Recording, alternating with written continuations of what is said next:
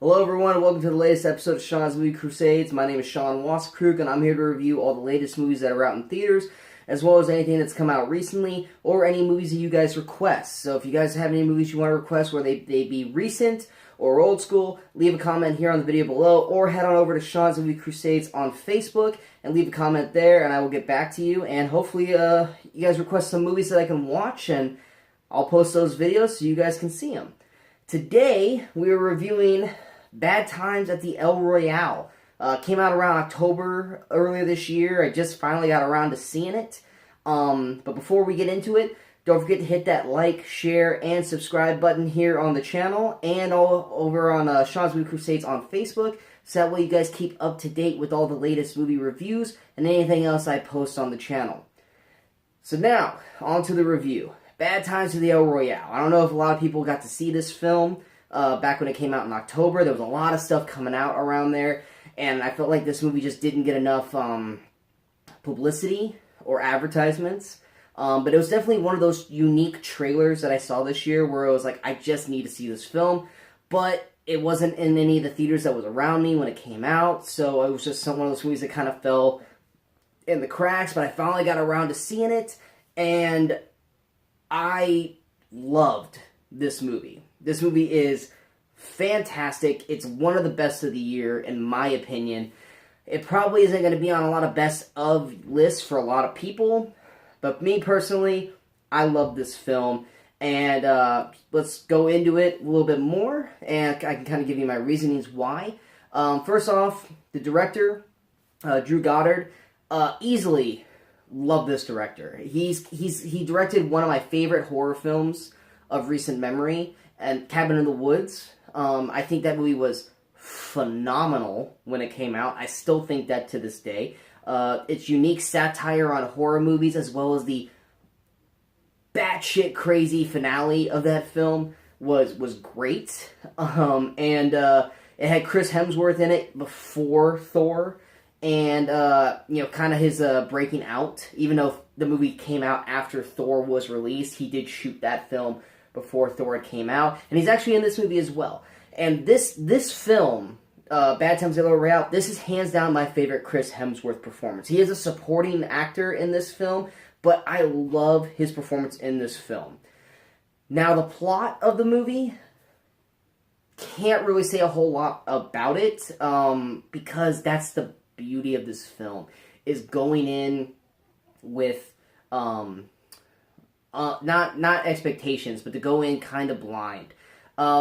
For people who kind of want an idea of what this movie is about or what it's like, is and another film, a fantastic film in my opinion, that a lot of people probably didn't see, was 2003's Identity, which had John Cusack, Ray Liotta, Amanda Peet. It was a fantastic film about these strangers who basically all get trapped in a motel during a big storm, and there's a murderer on the loose, and it keeps picking them off one by one, and it's a huge mystery, kind of almost like Clue, where they need to figure out who the killer is and stop him, while trying to not actually be able to trust everyone around them. And it's got a fantastic twist at the end of the film, and anyone who hasn't seen that movie, please go out and see that. The movie's called Identity. It was out in 2003 with John Cusack, Ray Liotta, and Amanda Peet. This movie, without the horror element of it, is a lot like that. Basically, there's this hotel called the El Royale, and it's in Lake Tahoe, and it runs right on the California-Nevada border. So basically, the hotel is split down the middle. Half is in California, and half is in Nevada. And basically, there's these 7 strangers, and you can see them all behind me. You have the singer, Darlene Sweet, played by Cynthia Erivo. Many people, she's relatively new to the movies. She also is in this year's Widows. But she's a singer, and she shows up at the same time as Father Daniel Flynn, who's played by Jeff Bridges, and also John Hamm's character, Laramine Seymour Sullivan. He's a vacuum salesman. And then also Dakota Johnson's character, Emily Summerspring. They all show up kind of at the same time, at this hotel, and they're all met by Miles Miller, played by Lewis Pullman, and they're basically all getting their separate rooms, and each one, you can tell, has this secret, and something that's kind of hidden, and it's not that they're like coming out and saying it, but you can just kind of tell something's off about each and every one of them, that they're just not on the up and up. And basically, in the process of basically the first couple hours there, you find out the hotel has hollowed walls. Basically, and the mirrors are double-sided. So there's someone, mainly Miles, seems to be the only person who actually works at this hotel, who basically can walk down the halls and look into everyone's room and see what they're doing. And basically, he's told to watch whomever based on the bosses of the hotel, and they say, hey, watch this person in this room. He'll go and he'll set up a camera and he'll watch them and stuff like that. And then there's some other characters that pop up, such as Chris Hemsworth's character Billy Lee, who I'm not really going to say much more about his character other than he plays a very unique role in this, and he just goes full-blown into this role. And you can tell he's having a blast doing it. It's definitely the most fun I've seen him do. And it's unlike Thor in a lot of ways. And I would love to see him do something more like this character in future films where he's not being Thor. So that really stood out for me. And then you also have Rosie, who's played by... let me find her here. Of course, she's not in the main... Oh, yeah. Kaylee Spiney. She was in Pacific Rim Uprising earlier this year. This is one of her first roles as well. That's kind of the main... That's the main cast. It's basically these 7 people. And they're all kind of having to interact with one another. And they all have hidden secrets. They all have these things they're hiding. And the twists and turns of this entire film as they are all having to deal with each other in this place, the El Royale. And there's a storm, just kind of like in the movie Identity, and they're all kind of trapped there, and it's just craziness ensues. And that's basically all I can really say on the plot. I'm not going to go any further into it. I'm not going to explain any more than that. I mean, literally everything I said you can see in the trailer for the film. But yeah, the cast is fantastic. All of them put on phenomenal roles. Cynthia Erivo as Darlene Sweet is amazing in this film, and she is definitely an actress to look out for. She was good in Widows, but Widows was basically a powerhouse performance with Viola Davis and Elizabeth Debicki. She would probably be the 3rd best person in that film, but she is the standout in this movie. With her and Jeff Bridges as Father Daniel Flynn, these two have a beautiful back and forth between them, almost like a cat and mouse kind of game. There's this one particular scene where they're literally sitting at a table and they're just having a conversation. And you can tell both of them can tell that the other one is not being entirely truthful, but they don't know what it is. And it's just this beautiful back and forth between them and this just intensity going on. And the movie runs about 2 hours and 20 minutes, and it breezes by. Like, I was fully engaged the entire time watching it. Before I knew it, we were near the end of the film, and I just wanted to see more from these characters and the movie that was coming through.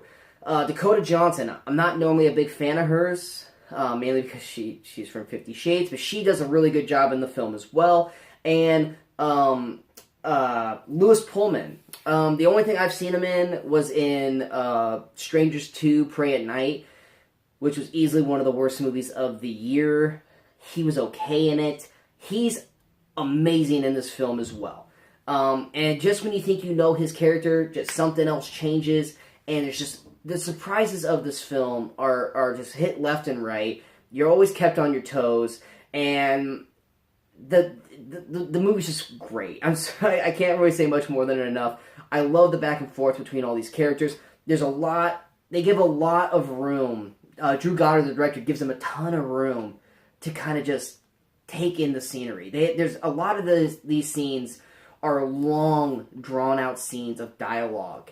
And and they're done beautifully. They're acted to perfection, and it's witty writing, and Drew Goddard does a great job of just building the intensity of the film with his shots. There's this one shot in the movie. It's a beautiful one-track shot, and for people who don't know what that is, that's when a shot is filmed in its entirety, usually 5 to 10 minutes, even longer, where the camera never cuts away. So it literally is a tracking shot where it follows a character through an entire sequence, and the camera never pulls away, and if it does pull away, it's in the same shot, and then it will go back to the character, and never once you see a clip or a cut to a different camera. It is all one shot, and there's one particular one, it goes about 5 to 10 minutes in this one. It is beautiful, and it's a eerie kind of scene, but it's shot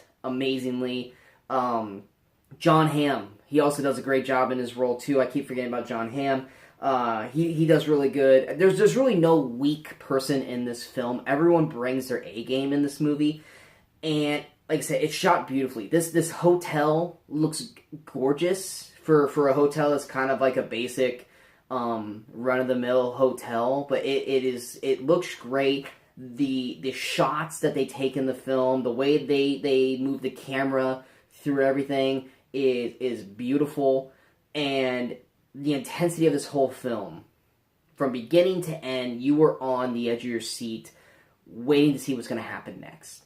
Whether it be the outcome of a character, or a character that's coming in, or something else that's going to go on. There's times where, like, the way the story kind of goes is you see the story one way, then that part ends, and then the story is taken in the same way from another character's perspective, and they see what we already saw but in a different line of sight, which can be portrayed entirely differently the second time around, and then again and again and again, and then it catches everybody up, and then it goes into different stories and stuff, but ultimately all kind of comes back to center.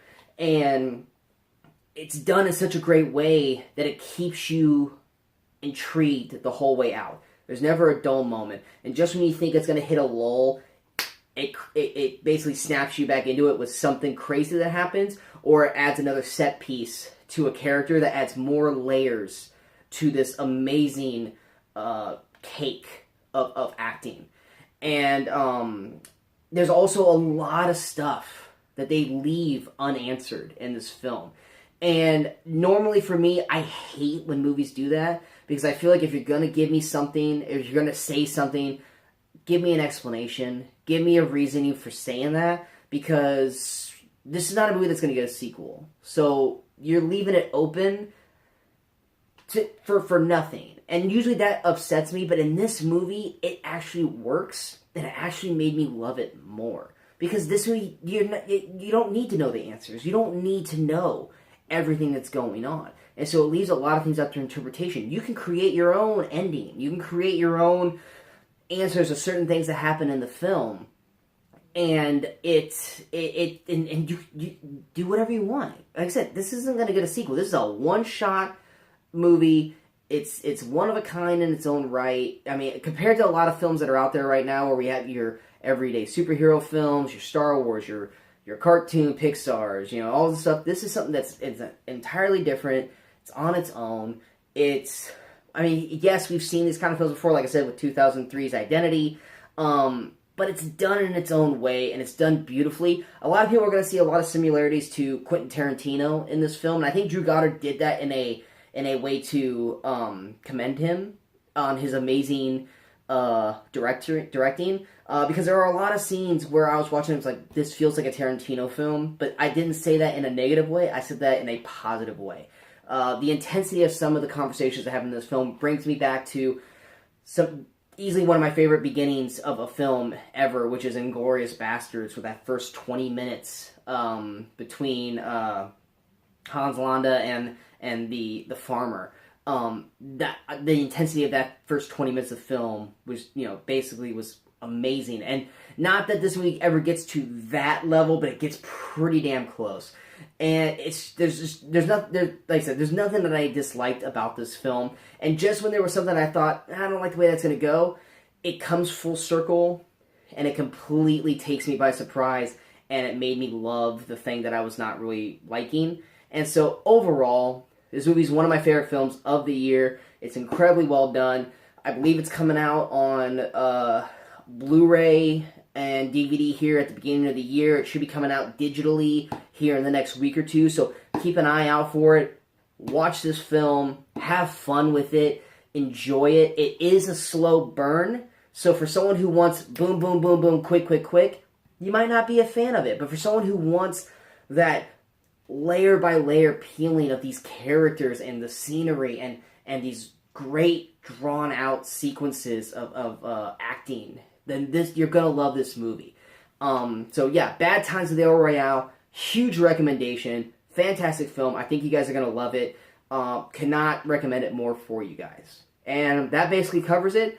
We got some more reviews coming down here in the next week and a half, as we got a lot of films coming out. We got Mary Poppins Returns. I'm actually about ready to go see that here in the next hour. So look out for a review of that coming up here in the next day. We also got Aquaman, Bumblebee.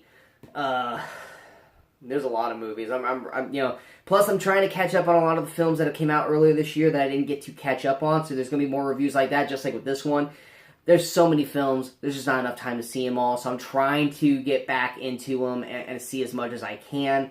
I'm also going to be coming out with, probably at the end of the year or the first week of the year, New Year, the top movies of 2018. I'm going to have a most disappointing movies of the year, most surprised films of the year. There's a lot of stuff coming. So like I said, hit that subscribe button to the channel, and also over on Sean Movies Crusades on Facebook, so that way it keeps you up to date with all the latest videos that pop up. And don't forget to leave your comments for anything you want to talk about, whether it be about this movie, anything that you want to talk about movie related. I would love to do a fan question episode where I just answer questions that are asked about movies, whether it be stuff you want to know about me, about films, or what I think about certain things that are happening in the film industry. Leave some questions. I would love to answer them. Yeah, anything, or any movie requests that you want to have reviewed, feel free to leave them there, whether it be on the channel here or on the Facebook page. Go ahead and do that. And don't forget to hit the like on this video and go ahead and share it if you want to share it. And until I see you guys again, good morning, good afternoon, and good night, Movie Crusaders.